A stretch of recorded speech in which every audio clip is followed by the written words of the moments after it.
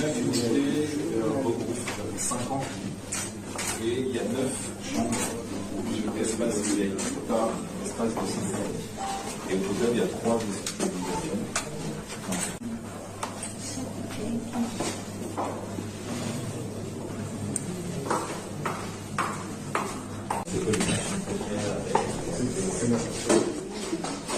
Alors, la caractéristique effectivement des chambres, c'est cette barre de lit qui est ici, qui a la particularité de regrouper tous les fluides médicaux nécessaires. C'est-à-dire vous avez une arrivée qui permet d'avoir l'oxygène au lit du malade.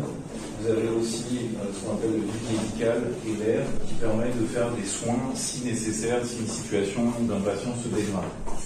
L'autre intérêt, c'est que vous voyez ici, vous avez une commande centralisée qui permet d'allumer et d'éteindre l'ensemble des lumières en restant à proximité du lit.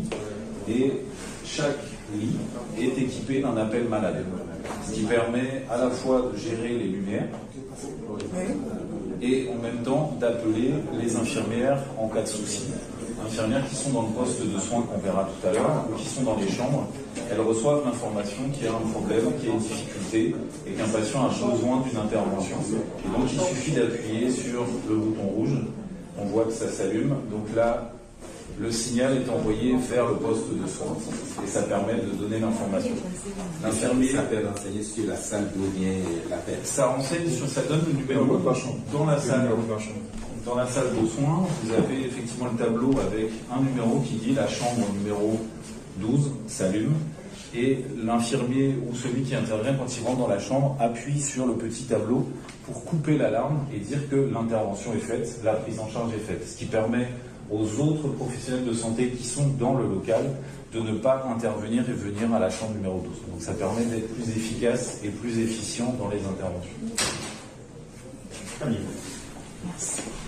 Les services sont disposés en U, en V inversé, avec une alternance de chambres standard et chambres VIP.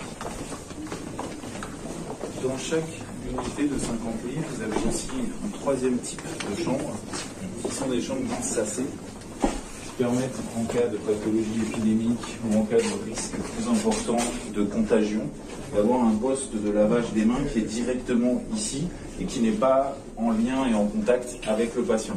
Donc les professionnels de santé se lavent les mains et interviennent ensuite dans la chambre. Ça va mettre les équipements de protection éventuellement ici. Éventuellement, on peut aussi s'habiller en fonction de la pathologie. S'il a nécessité de mettre des casaques supplémentaires, de mettre des surchaussures, on peut l'équiper ici. Et la chambre reste équipée de son poste et sa salle de bain, avec sa salle d'eau également qui est adjacente. Et sur ce genre de chambre, on est évidemment sur des chambres individuelles, puisqu'avec le risque épidémique important, on ne peut pas se permettre de mettre 2 patients. Donc il y a 2 chambres PMR par unité de 50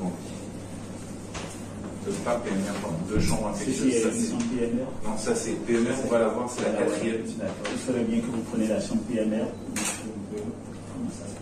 Ce qu'il faut retenir, c'est que dans chaque unité d'hospitalisation de 50 lits, il y a 4 types de chambres. Chambre dite VIP, chambre standard à 2 lits, chambre avec SAS en cas de risque épidémique et chambre PMR, donc pour les personnes à mobilité réduite. Vous verrez que les espaces sont organisés différemment pour permettre une utilisation en cas de fauteuil roulant et de limitation de la mobilité. La salle-ci, elle est adaptée pour que transformer en une salle un peu de personnes intensives. Alors ici, vous avez effectivement des seringues électriques qui ont été positionnées ici. Chaque chambre, en réalité, alors, la différence, c'est que vous avez ce plateau ici, là, qui permet effectivement de raccorder des soins.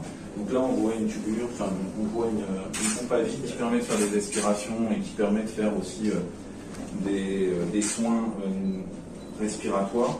Donc là, on est sur une chambre où on peut effectivement basculer sur une prise en charge plus active, voire de réanimation.